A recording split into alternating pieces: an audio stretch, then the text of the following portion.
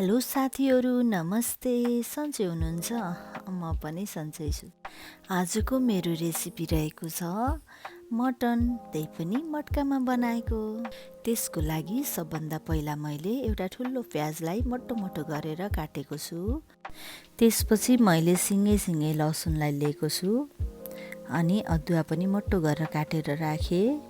त्यसपछि मैले अलिकति तेजपात राखेँ अनि ल्वाङ र सुकमेललाई सिँगै राखेँ। त्यसपछि ठुलो इलाइची पनि राखेँ अनि मोटो मोटो गरेर काटेको टमाटरलाई पनि राखिदिएँ। त्यसपछि मैले अदुवा र लसुनको पेस्टलाई पनि राख्छु अनि त्यसपछि 1 चम्मच हल्दी। त्यसपछि मैले राखेँ जिरा धनियाँको पाउडर। त्यसपछि मैले यसमा राख्छु अलिकति कुटेको मरिच अनि त्यसपछि थोरै सिनामन पाउडर पनि राखिदिएँ अनि मैले अलिकति गरम मसलालाई पनि राखिदिएको छु अनि नुन स्वादअनुसार। त्यसपछि मैले यसमा रेड चिल्ली पाउडर राखेँ अनि 4वटा हरियो खुर्सानी र एउटा सुकेको खुर्सानीलाई पनि राखिदिएको छु अनि अलिकति सौँफलाई हल्का कुटेर राखेको छु। अब यो सबै मसलालाई तोरीको तेल तताएर झान्नुपर्छ।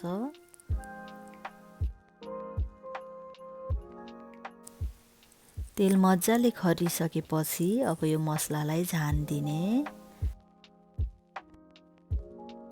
अब मैले हातले सबै मसलालाई तेलमा राम्रोसँग मोल्छु।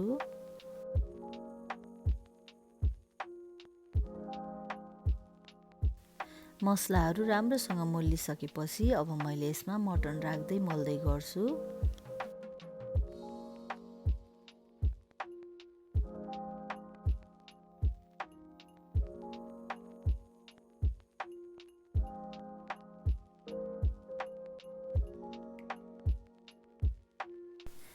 मासु र मसला राम्रोसँग मोलिसकेपछि यसलाई मेरिनेट हुनलाई आधी घन्टा जति छोडिदिनुपर्छ। अब मैले यसलाई ढाकेर राखिदिन्छु र मटका टाल्नको लागि पिठो मुछेर रेडी गर्छु। मासु मेरिनेट भइसकेको छ।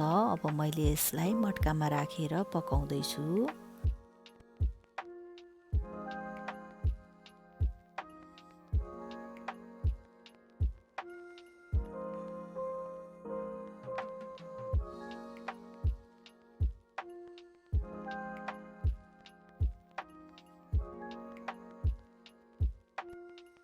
सबै मासु राखिसकेपछि अब ढक्कनले बन्द गरेर त्यसको साइडमा हावा नजाओस् भनेर अघि मुछेको पिठोले टालिदिनुपर्छ। वरिपरि कतैबाट पनि हावा नजाओस् भनेर राम्रोसँग टाल्नुपर्छ त्यसलाई। अब मटकालाई ग्यासमा राख्नुपर्छ। त्यसको लागि मैले ग्यास स्टोभमाथि एउटा स्ट्यान्ड राखेको छु अनि त्यही स्ट्यान्डमाथि मैले मटका राख्दैछु। यसरी स्ट्यान्डमाथि मटका राख्दाखेरि मटका हल्लिने पल्टिने हुँदैन। अब मटकाको ढक्कनमा अलिकति पानी राखेर यसलाई पाक्न छोडिदिन्छु। अब लो फ्लेममा आधी घन्टा पाकेपछि हाम्रो मटकाको मटन तयार हुन्छ। आधी घन्टा पछि मेरो मटन पाकेर रेडी भइसकेको हुन्छ। ल हेरौँ है त साथीहरू मेरो मटन कस्तो भयो। अब मैले यसको वरिपरि लगाएको पिठोलाई काट्दिन्छु।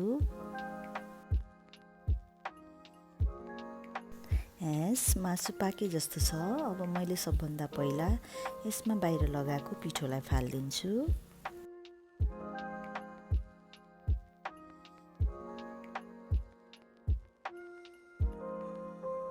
मासु त दामी भएर पाकेको रहेछ। एकचोटि यसलाई मैले राम्रोसँग मोलिदिन्छु। त्यसपछि यो खानाको लागि रेडी भयो। साथीहरू यसरी मटकामा बनाएको मासु नर्मल्ली हामीले अरू बेलामा बनाउने भन्दा एकदमै टेस्टी हुन्छ र यो जेसँग पनि हजुरहरूले खान सक्नुहुन्छ। यसलाई रोटीसँग, चिउरासँग, पुलाउसँग, पुरी जेसँग पनि हजुरको इच्छा आफ्नो इच्छा अनुसार जेमा पनि खान मिल्छ यो। मलाई त यसरी बनाएको मटकाको मासु अति नै मनपर्छ। अब चाहिँ टेस्ट गर्ने पालो हजुरहरूको साथीहरू। टेस्ट गरेपछि मलाई कमेन्ट गर्न नभुल्नुहोला र मेरो यो च्यानललाई लाइक र सब्सक्राइब गर्न पनि नभुल्नुहोला साथीहरू। हस् त साथीहरू, गुड बाई, नमस्ते।